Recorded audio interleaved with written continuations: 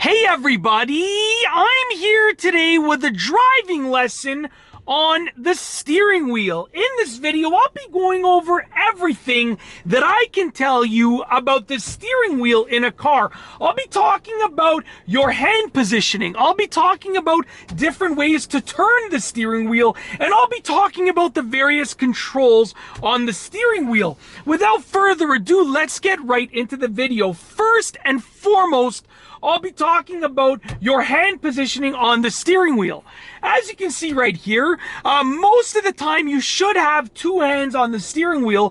I would say all the time, but with that being said, there are times in which you're going to have to adjust something on the center console, or you're going to be shifting gears if you're driving a manual car, and those times call for you to only have one hand on the steering wheel. So I'll first start off by telling you what you should do if you only have one hand on the steering wheel, and that is to keep it in sort of the top center over here. Whether it's a little to the right, a little to the left, or the top center, it's all good. As long as you're here, you're going to have a nice balanced grip on the steering wheel. Okay, that's the one-handed grip. Now, with regards to the two-handed grip, generally speaking, I recommend about 10 o'clock and 2 o'clock. If you imagine this as a clock, you have 2 o'clock over here on the right and 10 o'clock over here on the left. This is what I would recommend for two-handed grip.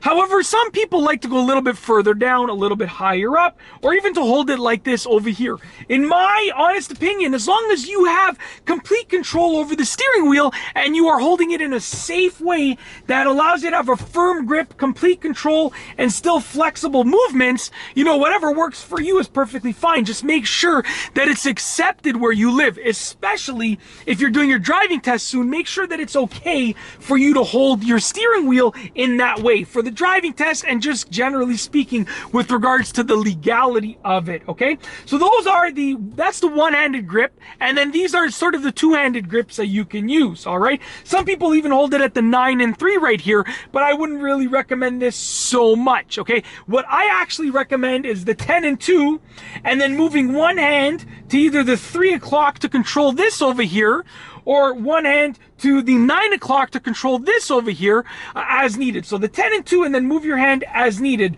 but just one hand at a time to control the levers and the controls over here. That's what I personally do, and that's what I personally recommend. So now that I've gone over the hand positioning, let's talk about how to turn the steering wheel properly. Generally speaking, there are 3 ways to turn the steering wheel. The first way is the one-handed method that I would recommend, and people sometimes refer to it as the palming method, and it's just when you hold the wheel like this, you open up your hand like that, and you press the palm of your hand against the wheel, and you turn the wheel. And what happens is your hand is rotating on top of the steering wheel, just like that. As you can see, your hand is rotating on top of the steering wheel. You have a good amount of control, and that's basically all that there is to the palming method, just like that. Very simple. Okay, now the other steering method, the second steering method, is hand over hand.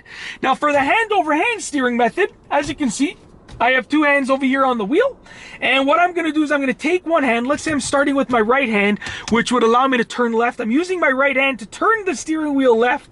My left hand is going over the right hand. My right hand is going under the left hand, over, under, just like that. Once again, let's say I start like this, and now I'll use my left hand to turn the steering wheel towards the right. Over, under, over, under, over, under. Just like that. And it allows you to have control over the steering wheel and turn the steering wheel fast. Now, the downside of that method is that your hands are sometimes crossed momentarily. So that's the downside. But the upside is that it's a smooth motion. Check that out. So smooth, there's no waiting in between. Now the other method, which also has a downside and an upside, is the push-pull method. For the push-pull method over here, what you're going to do is you're going to keep your hands on either side of the wheel, but let's say I use my right hand right here. I'm going to take my right hand and I'm pulling downwards, while this hand releases and slides to meet it at the bottom.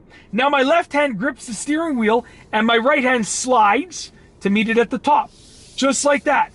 Okay, just as you can see right there. Let's try it the other way now, with my left hand doing the work at the beginning, just like that. Now, as you can see, the upside to this method is that either hand stays on either side of the wheel. My hands aren't crossing over, but the downside is that it's a little bit sort of like intervals almost. Like, as you can see, I'm turning, as opposed to a continual fluid motion. You know, as smooth as I try and get it, it's almost never going to be as smooth as the hand-over-hand method. So that being said, those are the three main steering methods.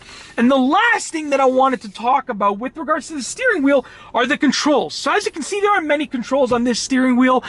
On the actual wheel, you're probably going to have some sort of volume or radio control. You're going to have some sort of cruise control option and some sort of Bluetooth option. If you have those options on your car, they're probably going to be located somewhere on the wheel.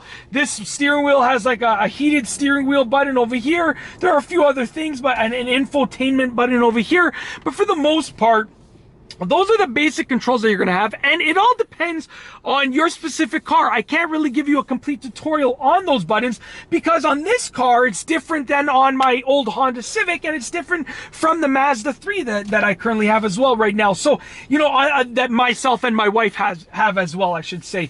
There's two cars for both of us. You know, we have a Honda CR-V and a Mazda 3. Anyways, that's irrelevant, but continuing on, we also have these two levers on the side over here. So, on the right lever over here, and this is going to be true with the majority of cars as well, you're going to have your windshield wiper controls, okay? So I have my windshield wiper controls over here. Generally speaking, you can turn your windshield wipers on and off.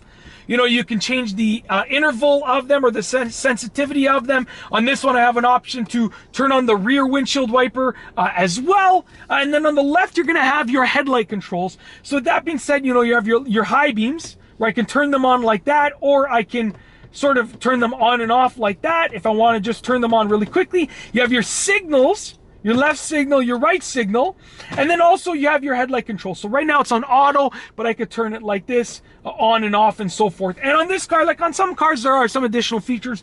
Like on this car, we have a button where I can press that actually pulls up the right side mirror camera and so forth. But for the most part, you have your windshield wiper controls and then your signal and your headlight controls on the left over here. And once again, your windshield wiper controls are on the right. And that's basically it. In this video, I've gone over a basic driving lesson on your steering wheel. I hope that you've enjoyed this video. Be sure to give it a thumbs up if you liked it. Let me know what you think down below as a comment. And of course, be sure to subscribe for more great car and driving videos just like this one. And that's all I have for you today. Thanks for watching.